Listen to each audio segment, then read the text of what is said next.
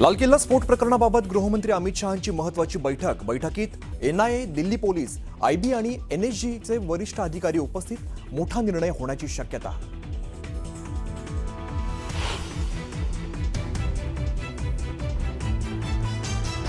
दिल्लीतील स्फोटाला जबाबदार असलेल्यांना आणि षडयंत्र रचणाऱ्यांना सोडणार नाही. दोषींना कठोर शिक्षा देणार. भूतानमधून पंतप्रधान मोदींचा हल्लेखोरांना थेट इशारा.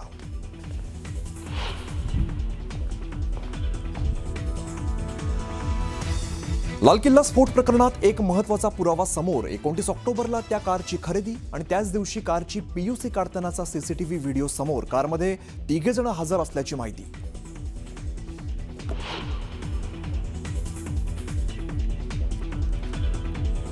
फरीदाबादमधून अटक झालेल्या शाहिनाचं जैश ए मोहम्मदशी कनेक्शन समोर. शाहिना जैश ए मोहम्मदच्या महिला विंगची भारतातील प्रमुख असल्याचा धक्कादायक खुलासा.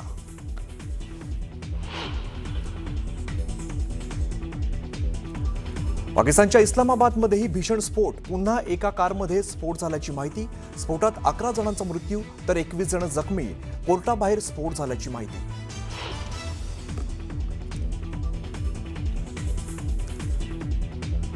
महाराष्ट्रात सध्या सर्पाकार परिस्थिती.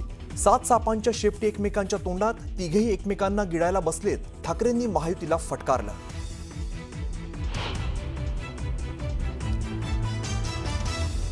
उद्या प्रचंड मोठा घोटाळा समोर आणणार अंजली दमानी यांचा गौप्यस्फोट. तर अजितदादांनी राजीनामा देणं अपेक्षित. दमानी यांची मागणी.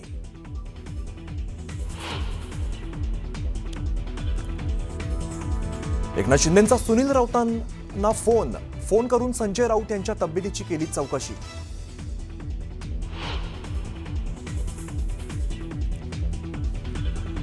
कोल्हापूरमध्ये धुमाकूळ घालणाऱ्या बिबट्याला जेरबंद करण्यात वनविभागाला यश.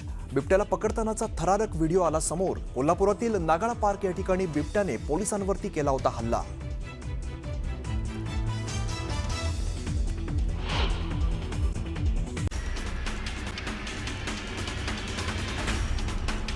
ठाकरेंच्या शिवसेनेचे नेते उन्मेष पाटलांसह 4 जणांविरोधात फसवणुकीचा गुन्हा दाखल झालाय. देवगिरी नागरी सहकारी बँकेची 5,33,00,000ची फसवणूक केल्याचा आरोप आणि त्यातून ही कारवाई करण्यात आली आहे. तर बँकेकडे गहाण मशिनरीही विकल्याचा आरोप आहे. बच्चू कडूंच्या वाहनावर दगडफेक करणाऱ्याला 2 लाखांचं बक्षीस देण्याची घोषणा भाजपच्या दादासाहेब सोनमाळींनी केली आहे. कडूंनी विखेंचं वाहन फोडण्याच्या वक्तव्यावरून सोनमाळींनी कडूंना प्रत्युत्तर दिलंय. बीडच्या माजलगावात मराठा आंदोलक मनोज जरांगेंनी आमदार प्रकाश सोळंकेंची भेट घेतली. यावेळी सोळंके कुटुंबियांनी जरांगेंचं स्वागत केलंय. दरम्यान जरांगे आणि प्रकाश सोळंकेंमध्ये चर्चा झाली. अमरावतीच्या कोंडेश्वरमध्ये विपश्यना केंद्र आणि विद्यार्थ्यांसाठी अभ्यासिकेची निर्मिती केली जाणार आहे. पालकमंत्री बावनकुळे यांच्या हस्ते विपश्यना केंद्राची पायाभरणी करण्यात आली. धुळे महानगरपालिकेच्या निवडणुकीसाठी अंतिम प्रभाग रचना जाहीर झाल्यानंतर प्रशासनाच्या वतीने प्रभागनिहाय आरक्षण सोडत काढण्यात आली. 74 पैकी 37 जागा महिलांसाठी राखीव ठेवण्यात आल्या आहेत. एकूण 19 प्रभागांपैकी 17 प्रभागांमध्ये 4 सदस्य तर 2 प्रभागांमध्ये 3 सदस्य निवडून जाणार आहेत. कर्जत नगर परिषदेच्या निवडणुकीसाठी निवडणूक प्रमुख आमदार प्रशांत ठाकूर यांनी माजी नगरसेवक आणि भाजप पदाधिकाऱ्यांशी संवाद साधला. भाजपकडून मोर्चे बांधणी सुरू असून शिवसेना भाजप युती संदर्भात निर्णय घेतला जाणार आहे. जळगावच्या भुसावळमध्ये नगर परिषदेसाठी उमेदवारी अर्ज भरताना तांत्रिक अडचण येते. त्यामुळे उमेदवारांना मनस्ताप सहन करावा लागतोय.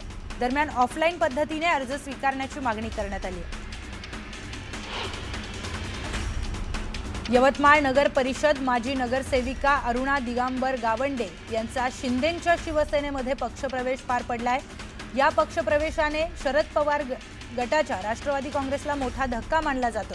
वडगाव परिसरात शिंदे सेनेची पकड आता मजबूत झाली आहे.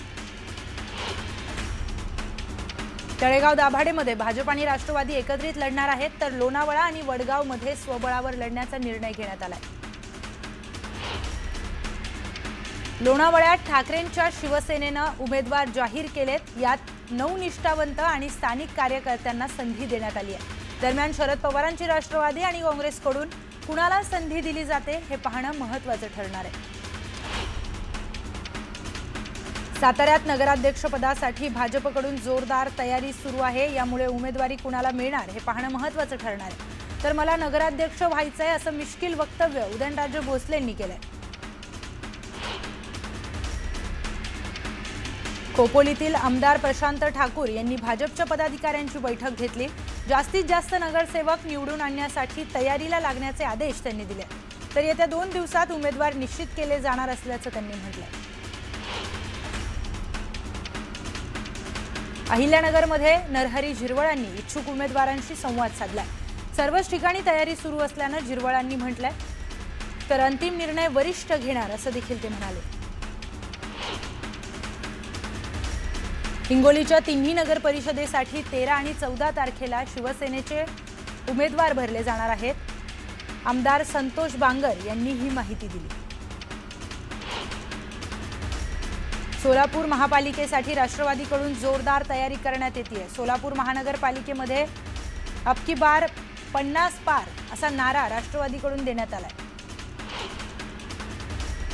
परभणीमध्ये ट्रॅक्टरमधून क्षमतेपेक्षा जास्त ऊसाची वाहतूक केली जात असल्याचं समोर आलंय।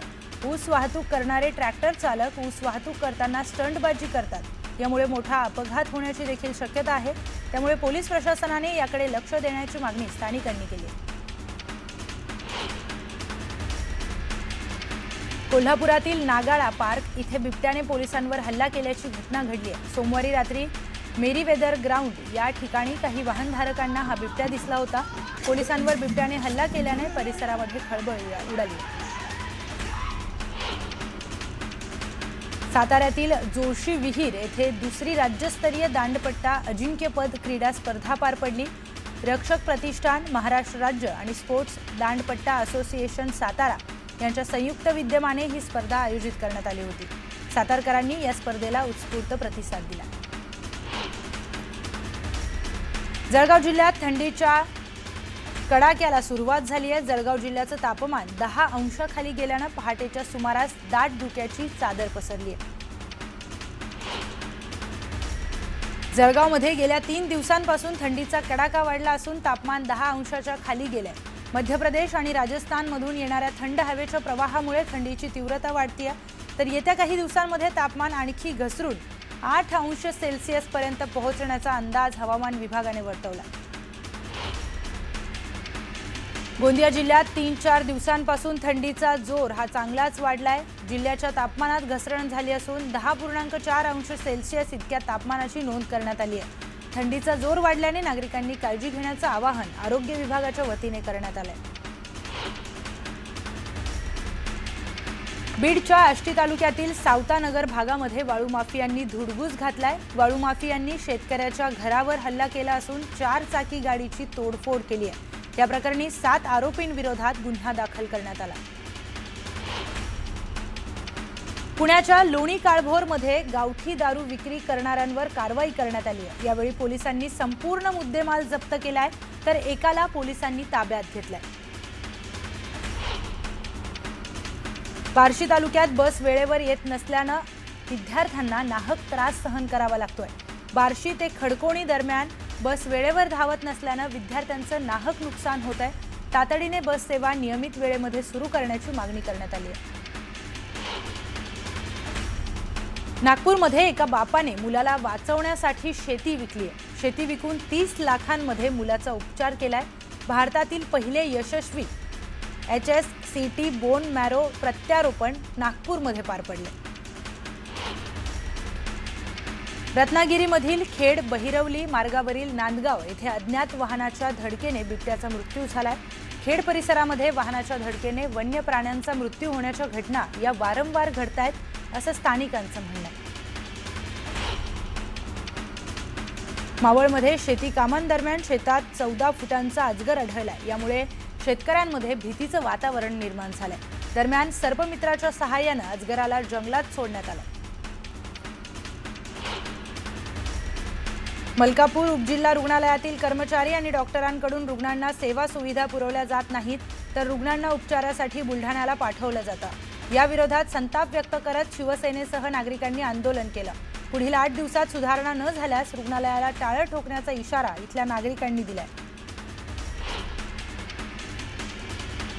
दिल्लीत झालेल्या बॉम्बस्फोटानंतर मनमाड रेल्वे स्टेशनवर हाय अलर्ट जारी करण्यात आलाय।